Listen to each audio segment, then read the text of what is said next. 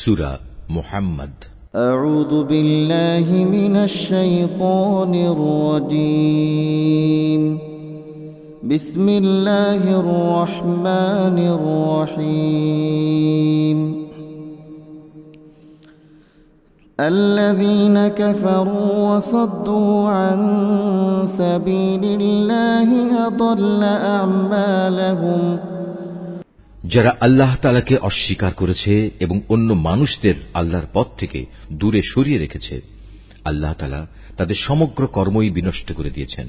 والذين آمنوا وعملوا الصالحات وآمنوا بما نزل على محمد وهو الحق من ربهم كفر عنهم سيئاتهم وأصلح بالهم। যারা আল্লাহর উপর ঈমান এনেছে এবং ভালো কাজ করেছে, মুহাম্মাদের উপর আল্লাহর তরফ থেকে যা কিছু নাজিল করা হয়েছে তার উপরও ঈমান এনেছে, যা একান্তভাবে তাদের মালিকের পক্ষ থেকে আসা সত্য, আল্লাহ তাআলা তাদের জীবনে সব গুনাহখাতা মাফ করে দেবেন এবং তাদের অবস্থা শুধরে দেবেন। ذلك بأن الذين كفروا اتبعوا الباطل وأن الذين آمنوا اتبعوا الحق من ربهم كذلك يضرب الله للناس أمثالهم। এসব কিছু এজন্য হবে যারা আল্লাহকে অস্বীকার করে তারা মূলত মিথ্যারই অনুসরণ করে, অপরদিকে যারা ঈমান আনে তারা তাদের মালিকের কাছ থেকে পাওয়া সত্য বিষয়ের অনুসরণ করে, আর এভাবেই আল্লাহ তাআলা এদের জন্য তাদের দৃষ্টান্ত স্থাপন করেন। فإذا لقيتم الذين كفروا فضرب الرقاب حتى إذا أثخنتموهم فشدوا الوثاق فإما منا بعد وإما فداء حتى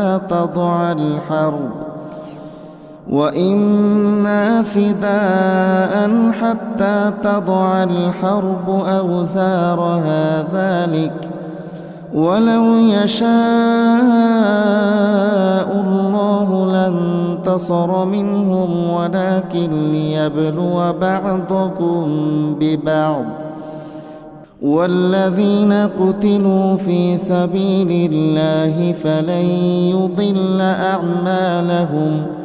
অতএব যুদ্ধের ময়দানে যখন তোমরা কাফেরদের সম্মুখীন হবে তখন তোমরা তাদের গর্দানে আঘাত করো, অতঃপর এভাবে তাদেরকে সম্পূর্ণরূপে পরাভূত করিবে। তখন তোমরা বন্দীদের শক্ত করে বেঁধে রাখো, এরপর বন্দীদের মুক্ত করে দেবে কিংবা তাদের কাছ থেকে মুক্তিপণ আদায় করে ছেড়ে দেবে।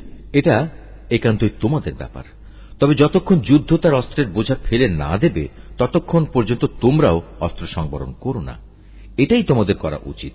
অথচ আল্লাহ তাআলা চাইলে যুদ্ধ ছাড়াই তাদের পরাজয়ের শাস্তি দিতে পারতেন। তিনি এক দলকে দিয়ে আর এক দলের পরীক্ষা নিতে চাইলেন। যারা আল্লাহর পথে জীবন দিয়েছে আল্লাহ তাআলা তাদের কর্ম কখনো বিনষ্ট হতে দেবেন না।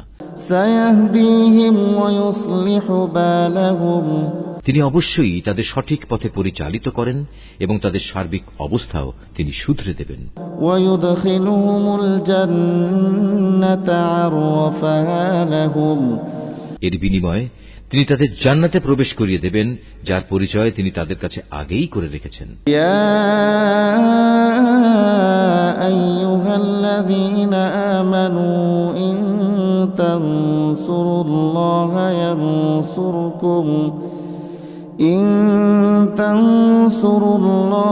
ইয়ানসুরকুম ওয়া ইউসাব্বিত আকদামাকুম। ওহে মানুষ, যারা আল্লাহর উপর ঈমান এনেছো, তোমরা যদি দ্বীন প্রতিষ্ঠার কাজে আল্লাহকে সাহায্য করো তাহলে তিনিও তোমাদের দুনিয়া আখিরাতে সাহায্য করবেন এবং মিথ্যার মোকাবেলায় এই জমিনের বুকে তিনি তোমাদের পদযুগল মজবুত রাখবেন। ওয়াল্লাযীনা কাফারু ফাতা'সাল লাহুম ওয়া আযাল্লা আ'মালাহুম। যারা আল্লাহকে অস্বীকার করেছে তাদের জন্য রয়েছে নিশ্চিত ধ্বংস। আল্লাহ তাআলা তাদের যাবতীয় কর্মই বিনষ্ট করে দেবেন। যালিকা বিআন্নাহুম কারিহু মা আনজালাল্লাহু ফাআহবাতা আ'মালাহুম। এর কারণ হচ্ছে আল্লাহ তাআলা তাদের জন্য যা কিছু পাঠিয়েছেন তারা তা অপছন্দ করেছে, ফলে আল্লাহ তাআলাও তাদের যাবতীয় কর্ম বিনষ্ট করে দিয়েছেন। أفلم يسيروا في الأرض فينظروا كيف كان عاقبة الذين من قبلهم دمر الله عليهم وللكافرين أمثالها। এই লোকগুলো কি আল্লাহর জমিনে পরিভ্রমণ করে দেখতে পারে না বিদ্রোহের পরিণামে তাদের পূর্ববর্তী লোকদের কি অবস্থা হয়েছিল? আল্লাহ তাআলা তাদের সমূলে বিনাশ করে দিয়েছেন।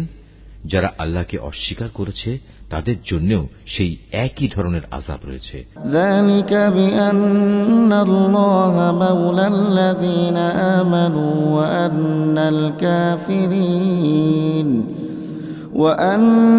الكافرين لا مولى لهم। এর কারণ হচ্ছে যারা আল্লাহতে বিশ্বাস করে আল্লাহই হন তাদের একমাত্র রক্ষক।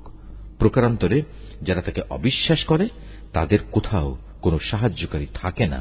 ইন্নাল্লাহা ইউদখিলুল্লাযীনা আমানু ওয়া আমিলুস সালিহাতি জান্নাতিন তাজরি মিন তাহতিহাল আনহার والذين كفروا يتمتعون ويأكلون كما تأكل الأنعام والنار مثوى لهم। যারা আল্লাহর উপর ঈমান এনেছে এবং ভালো কাজ করেছে আল্লাহ তাআলা অবশ্যই সেসব লোকদের এমন এক সুরম্য জান্নাতে প্রবেশ করাবেন যার তলদেশ দিয়ে ঝর্ণাধারা প্রবাহিত হতে থাকবে। কাফেররা জীবনের ভোগ বিলাসে মত্ত, জন্তু জানোয়ারদের মতো তারা নিজেদের উদরপূর্তি করে, অতএব জাহান্নামই হবে তাদের নিবাস। وكأين من قرية هي أشد قوة من قريتك التي أخرجت أهلكناهم فلا ناصر لهم। হে নবী, তোমার জনপদ যারা একসময় তোমাকে তোমার জনপদ থেকে বের করে দিয়েছিল তার চাইতে অনেক শক্তিশালী বহু জনপদ ছিল, সেগুলোকেও আমি ধ্বংস করে দিয়েছি। সেদিন তাদের কোনো সাহায্যকারী ছিল না। أفمن كان على بينة من ربه كمن زين له سوء عمله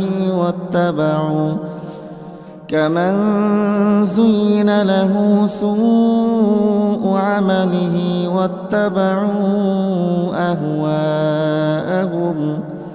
যে ব্যক্তি তার মালিকের কাছ থেকে আসা সুস্পষ্ট সমুজ্জ্বল নিদর্শনের উপর রয়েছে তার সাথে এমন ব্যক্তির তুলনা কিভাবে হবে যার চোখের সামনে তার মন্দ কাজগুলো শোভনীয় করে রাখা হয়েছে এবং তারা নিজেদের খেয়াল খুশির অনুসরণ করে। মাসালুল জান্নাতিল্লাতী উইদাল মুত্তাকুন ফিহা আনহারুম মিন মাইন গায়রি আসিন وأنهار من لبن لم يتغير طعمه وأنهار من خمر لذة للشاربين وأنهار من عسل مصفى ولهم فيها من كل الثمرات ومغفرة من ربهم كمن هو خالد في النار وسقوا ماء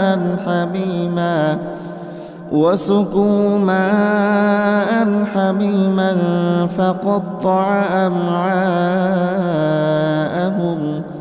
আল্লাহ তাআলাকে যারা ভয় করে তাদের যে জান্নাতের ওয়াদা করা হয়েছে সেখানে নির্মল পানির ফোয়ারা রয়েছে, রয়েছে দুধের এমন কিছু ঝর্ণাধারা যার স্বাদ কখনো পরিবর্তিত হয় না, রয়েছে পানকারীদের জন্য সুধার সুপেয় নহরসমূহ, রয়েছে বিশুদ্ধ মধুর ঝর্ণাধারা, আরও রয়েছে সব ধরনের ফলমূল দিয়ে সাজানো সুরম্য বাগিচা। সর্বোপরি সেখানে রয়েছে তাদের মালিকের কাছ থেকে পাওয়া ক্ষমা। এ ব্যক্তি কি তার সমান হতে পারে যে ব্যক্তি অনন্তকাল ধরে জ্বলন্ত আগুনে পুড়তে থাকবে এবং সেখানে তাদের এমন ধরনের ফুটন্ত পানি পান করানো হবে যা তাদের পেটের নাড়ি ভুড়ি কেটে ছিন্ন বিচ্ছিন্ন করে দেবে। ومنهم من يستمع إليك حتى إذا خرجوا من عندك قالوا للذين أوتوا العلم ماذا قال آنفا أولئك الذين طبع الله على قلوبهم واتبعوا أهواءهم তাদের মধ্যে এমন কিছু লোকও আছে যারা তোমার কথা শোনে, কিন্তু যখন তোমার কাছ থেকে বাইরে যায় তখন তারা এমন সব লোকদের কাছে এসে বলে যাদের আল্লাহর পক্ষ থেকে জ্ঞান দান করা হয়েছে। এইমাত্র কি যেন বলল লোকটি? মূলত এরাই হচ্ছে সেসব লোক আল্লাহ তাআলা যাদের অন্তরে মোহর মেরে দিয়েছেন, এবং এ কারণেই এরা নিজেদের খেয়াল খুশির অনুসরণ করে চলে।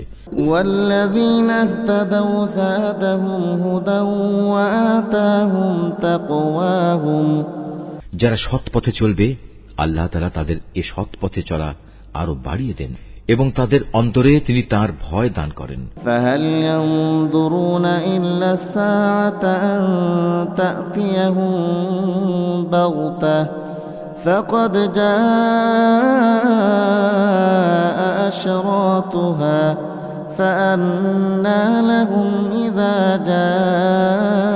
جاءتهم ذكراهم হঠাৎ করে কিয়ামতের ক্ষণটি তাদের উপর এসে পড়ুক, তারা কি সেই অপেক্ষায় দিন গুনছে?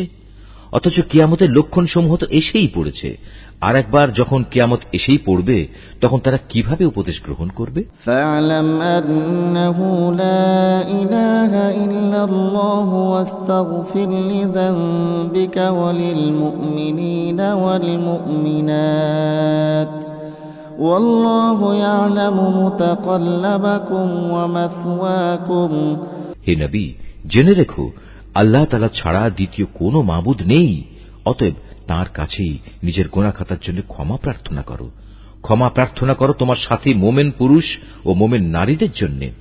আল্লাহ তাআলা যেমন তোমাদের গতিবিধির খবর রাখেন, তেমনি তিনি তোমাদের নিবাস সম্পর্কেও পূর্ণ ওয়াকিবহাল রয়েছেন। ويقول الذين آمنوا لولا نزلت سورة فإذا أنزلت سورة محكمة وذكر فيها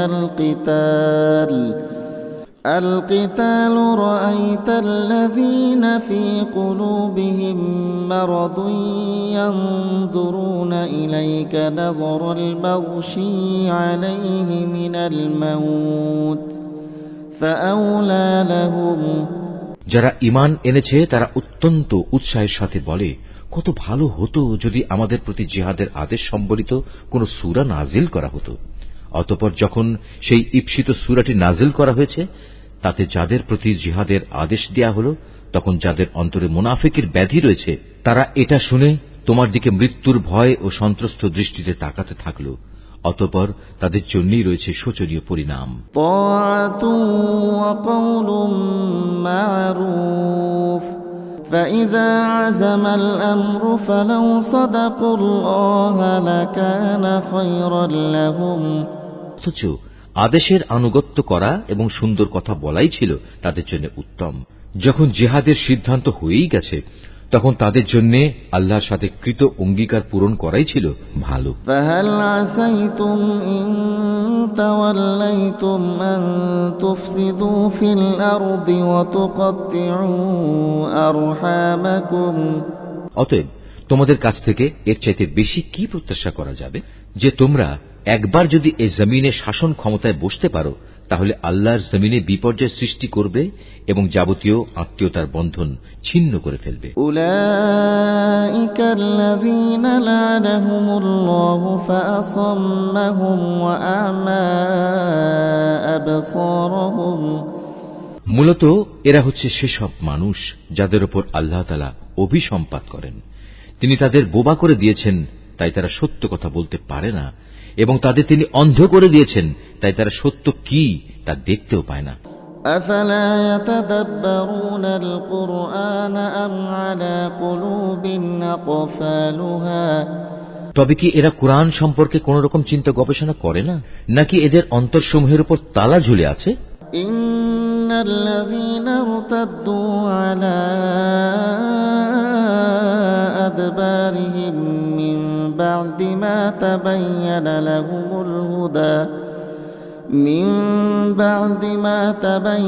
لهم الهدى الشيطان سول لهم وأملى لهم যাদের কাছে হেদায়েতের পথ পরিষ্কার হয়ে যাওয়ার পরেও তারা তা থেকে মুখ ফিরিয়ে নেয়, শয়তান এদের মন্দ কাজগুলো ভালো লেবাস দিয়ে শোভনীয় করে পেশ করে এবং তাদের জন্য নানা মিথ্যা প্রলোভন দিয়ে রাখে।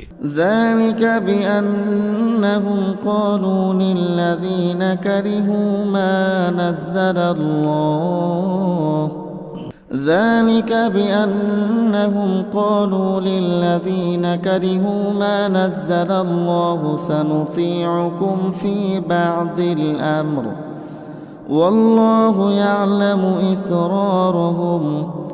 এমনটি এজন্যই হয়েছে, মানুষের জন্য আল্লাহ তাআলা যা কিছু নাজিল করেছেন তা যারা পছন্দ করে না, এরা তাদের বলে, আমরা ঈমানদারদের দলে থাকলেও কিছু কিছু ব্যাপারে আমরা তোমাদের কথা মতোই চলব। আল্লাহ তাআলা এদের গোপন অভিসন্ধি সম্পর্কে খবর রাখেন। فكيف إذا توفتهم الملائكة يضربون وجوههم وأدبارهم। সেদিন তাদের অবস্থা কেমন হবে, যেদিন আল্লাহর ফেরেশতা তাদের মুখমণ্ডল ও পৃষ্ঠদেশে প্রচণ্ড আঘাত করতে করতে তাদের মৃত্যু ঘটাবে। ذلك بأنهم اتبعوا ما أسخط الله وكرهوا رضوانه فأحبط أعمالهم। এটা এজন্যে তারা এমন সব পথের অনুসরণ করেছে যার উপর আল্লাহ তাআলা অসন্তুষ্ট। আল্লাহর সন্তুষ্টি তারা কখনো পছন্দ করেনি। এ কারণেই আল্লাহ তাআলা এদের যাবতীয় কর্ম নিষ্ফল করে দিয়েছেন। أم حسب الذين في قلوبهم مرض أن لن يخرج الله أضغانهم। যেসব মানুষের মনে মুনাফিকির ব্যাধি রয়েছে তারা কি একথা বুঝে নিয়েছে আল্লাহ তাআলা তাদের এ বিদ্বেষজনিত আচরণ অন্যদের সামনে প্রকাশ করে দেবেন না? ولو نشاء لأريناكهم فلعرفتهم بسيماهم ولتعرفنهم في لحن القول والله يعلم أعمالكم। আমি তো ইচ্ছা করলে তোমাকে তাদের দেখিয়ে দিতে পারি, অতঃপর তাদের চেহারা দেখেই তুমি তাদের চিনে নিতে পারবে। তুমি তাদের কথাবার্তার ধরন দেখে তাদের অবশ্যই চিনে নিতে পারবে এরাই হচ্ছে আসল মুনাফিক। নিঃসন্দেহে আল্লাহ তাআলা তোমাদের যাবতীয় কার্যের ব্যাপারে সম্মুখ ওয়াকিবহাল রয়েছেন। وَلَنَبْلُوَنَّكُمْ حَتَّى نَعْلَمَ الْمُجَاهِدِينَ مِنكُمْ وَالصَّابِرِينَ وَنَبْلُوَ أَخْبَارَكُمْ। আমি অবশ্যই তোমাদের পরীক্ষা করব যতক্ষণ না আমি একথা জেনে নেব কে তোমাদের মাঝে সত্যিকার ভাবে আল্লাহর পথের মুজাহিদ আর কে তোমাদের মধ্যে জিহাদের ময়দানে ধৈর্য ধারণকারী অবিচল। যতক্ষণ পর্যন্ত আমি তোমাদের খোঁজ খবর ভালো করে যাচাই বাছাই করে না নেব ততক্ষণ পর্যন্ত আমার এই পরীক্ষা চলতে থাকবে। ইন্নাল্লাযীনা কাফারু ওয়া সাদ্দু আন সাবিলিল্লাহি ওয়া শাক্কুর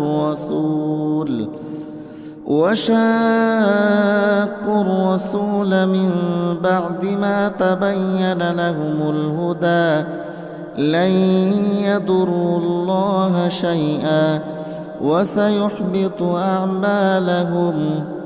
যারা কুফরি করে এবং অন্য মানুষদের আল্লাহর পথে আসা থেকে বিরত রাখে এবং তাদের কাছে হেদায়েতের পথ পরিষ্কার হয়ে যাওয়ার পরেও যারা আল্লাহর রাসূলের বিরোধিতা করে তারা কখনো আল্লাহ তাআলার কিছুমাত্র ক্ষতি সাধন করতে সক্ষম হবে না, বরং এ কারণে অচিরেই আল্লাহ তাআলা তাদের যাবতীয় কর্ম নিষ্ফল করে দেবেন। ইয়া আইয়ুহাল্লাযীনা আমানু আতিউল্লাহা ওয়া আতিউর রাসূল ওয়া লা তুবতিলু আ'মালাকুম।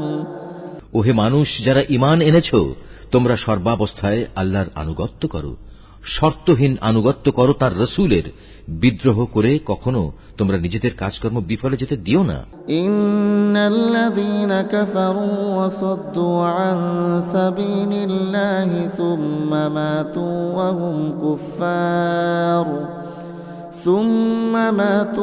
হুম কুফফার ফালান ইয়াগফিরাল্লাহু লাহুম। যারা নিজেরা আল্লাহ তাআলাকে অস্বীকার করে এবং অন্য মানুষদেরও যারা আল্লাহর পথে আসা থেকে ফিরিয়ে রাখে, অতঃপর এ কাফের অবস্থায় তারা মরে যায়, আল্লাহ তাআলা এসব লোকদের কখনো ক্ষমা করবেন না। ফালা তাহিনু ওয়া তাদউ ইলা সালমি ওয়া আনতুমুল আ'লাউন والله معكم ولن يتركم أعمالكم অতএব তোমরা কখনো হতোদ্যম হয়ে পড়ো না এবং কাফেরদের সন্ধির দিকে ডেকো না, কেননা শেষতক বিজয়ী তোমরাই হবে। আল্লাহ তাআলা তো তোমাদের সাথেই রয়েছেন, তিনি কখনো তোমাদের কর্মফল বিনষ্ট করবেন না। إنما الحياة الدنيا لعب ولهو وإن تؤمنوا وتتقوا يؤتكم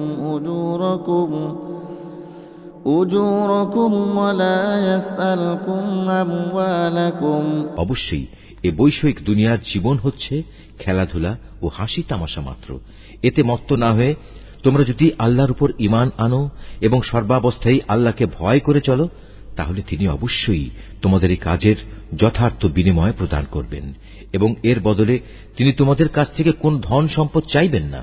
إن يسألكموها فيحفكم تبخلوا ويخرج أضغانكم যদি কখনো তিনি তোমাদের কল্যাণের জন্য তোমাদের ধন সম্পদের কিছু অংশ দাবি করেন, অতঃপর এর জন্য তিনি যদি তোমাদের উপর প্রবল চাপ ও প্রদান করেন, তাহলেও তোমরা তা দিতে গিয়ে কার্পণ্য করবে, ফলে তোমাদের বিদ্বেষজনিত আচরণগুলো তিনি বের করে দেবেন। ها أنتم هؤلاء تدعون لتنفقوا في سبيل الله فمنكم من يبخل ومن يبخل فإنما يبخل عن نفسه والله الغني وأنتم الفقراء وإن تتولوا يستبدل قوما غيركم ثم لا يكونوا أمثالكم হ্যাঁ, এ হচ্ছে তোমরা, তোমাদেরই তো ডাকা হচ্ছে আল্লাহর পথে সম্পদ খরচ করার জন্য। অতঃপর তোমাদের একদল লোক কার্পণ্য করতে শুরু করল, অথচ যারা কার্পণ্য করে তারা প্রকারান্তরে নিজেদের সাথেই কার্পণ্য করে, কারণ আল্লাহ তাআলা তো এমনি যাবতীয় প্রয়োজন মুক্ত। শুধু তোমরাই হচ্ছ অভাবগ্রস্ত। তা সত্ত্বেও যদি তোমরা আল্লাহর পথে ফিরে না আসো, তাহলে তিনি তোমাদের জায়গায় অন্য কোনো এক জাতির উত্থান ঘটাবেন, অতঃপর তারা কখনো তোমাদের মতো হবে না। Mahfuz, Art of Nature. الذين كفروا وصدوا عن سبيل الله أضل أعمالهم والذين آمنوا وعملوا الصالحات وآمنوا بما نزل على محمد وهو الحق من ربهم كفر عنهم سيئاتهم وأصلح بالهم ذلك بأن الذين كفروا اتبعوا الباطل وأن الذين آمنوا اتبعوا الحق من ربهم كذلك يضرب الله للناس أمثالهم فإذا لقيتم الذين كفروا فضرب الرقاب حتى إذا أثخنتموهم فشدوا الوثاق فإما منا بعد وإما فداء حتى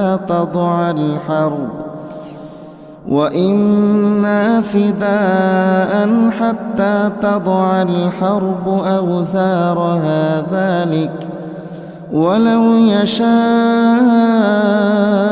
الله لانتصر منهم ولكن ليبلو بعضكم ببعض والذين قتلوا في سبيل الله فلن يضل أعمالهم سيهديهم ويصلح بالهم ويدخلهم الجنة عرفها لهم يا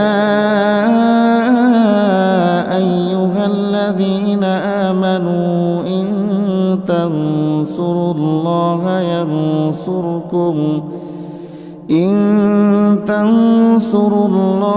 ينصركم ويثبت أقدامكم والذين كفروا فتعسا لهم وأضل أعمالهم ذلك بأنهم كرهوا ما أنزل الله فأحبط أعمالهم أفلم يسيروا في الأرض فينظروا كيف كان عاقبة الذين من قبلهم دمر الله عليهم وللكافرين أمثالها ذلك بأن الله مولى الذين آمنوا وأن الكافرين لا مولى لهم إن الله يدخل الذين آمنوا وعملوا الصالحات جنات تجري من تحتها الأنهار والذين كفروا يتمتعون ويأكلون كما تأكل الأنعام والنار مثوى لهم وكأين من قرية هي أشد قوة من قريتك التي أخرجتك أهلكناهم فلا ناصر لهم أفمن كان على بينة من ربه كمن زين له سوء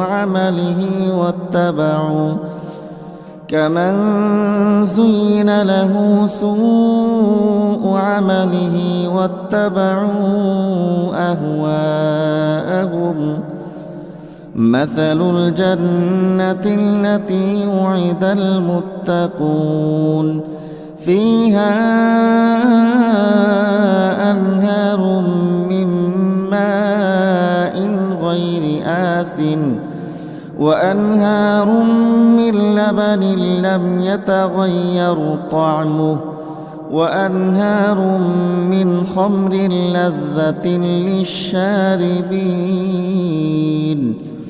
وأنهار من عسل مصفى ولهم فيها من كل الثمرات ومغفرة من ربهم كمن هو خالد في النار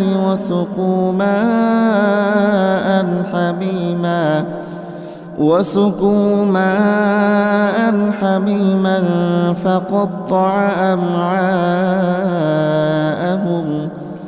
ومنهم من يستمع إليك حتى إذا خرجوا من عندك قالوا للذين أوتوا العلم ماذا قال آنفا أولئك الذين طبع الله على قلوبهم واتبعوا أهواءهم والذين اهتدوا زادهم هدى وآتاهم تقواهم فهل ينظرون إلا الساعة أن تأتيهم بغتة فقد جاء أشراطها فأنى لهم إذا جاءتهم ذكراهم فاعلم أنه لا إله إلا الله واستغفر لذنبك وللمؤمنين والمؤمنات والله يعلم متقلبكم ومثواكم ويقول الذين آمنوا لولا نزلت سورة فإذا أنزلت سورة محكمة وذكر فيها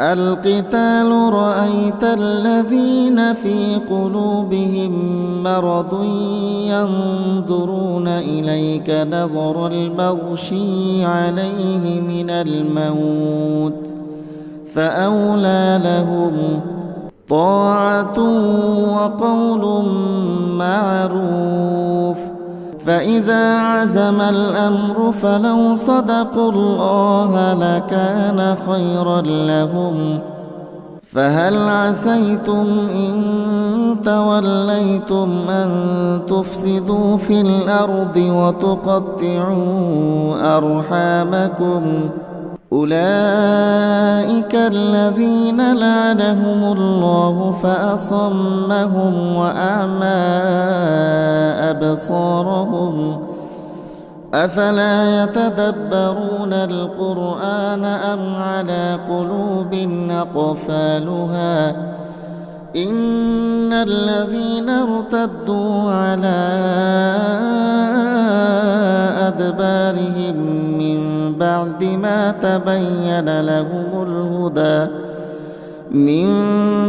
ما تبين لهم الهدى الشيطان سول لهم وأملى لهم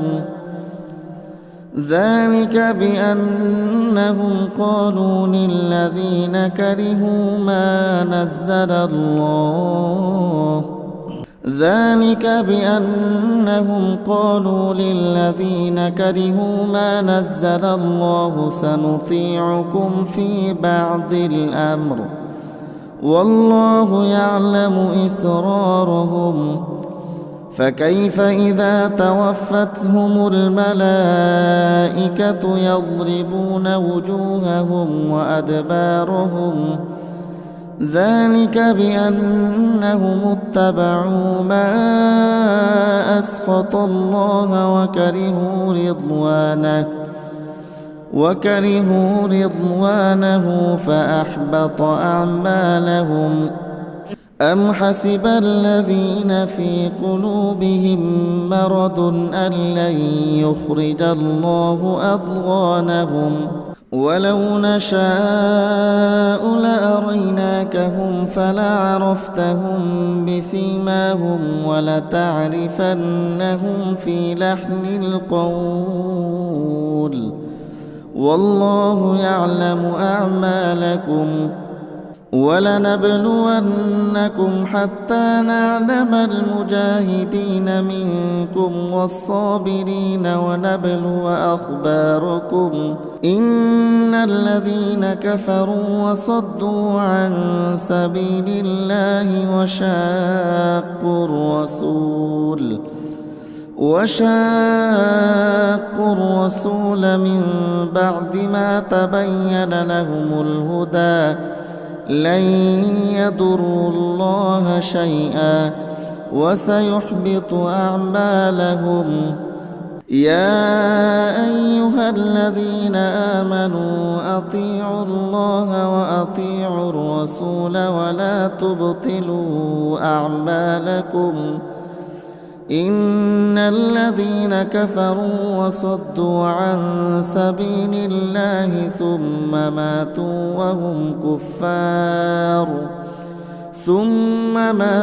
وهم كفار فلن يغفر الله لهم فلا تهنوا وتدعوا إلى السلم وأنتم الأعلون والله معكم ولن يتركم أعمالكم إنما الحياة الدنيا لعب ولهو وإن تؤمنوا وتتقوا يؤتكم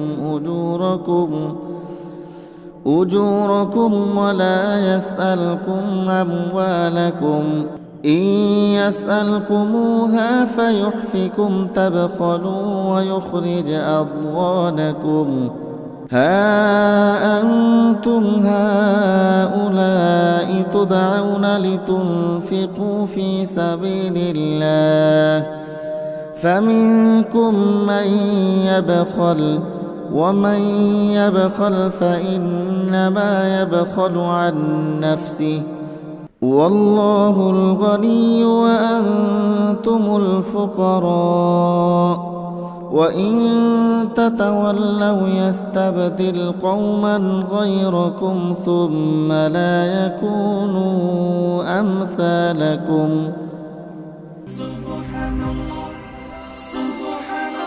Mahfouz, Art of Nature.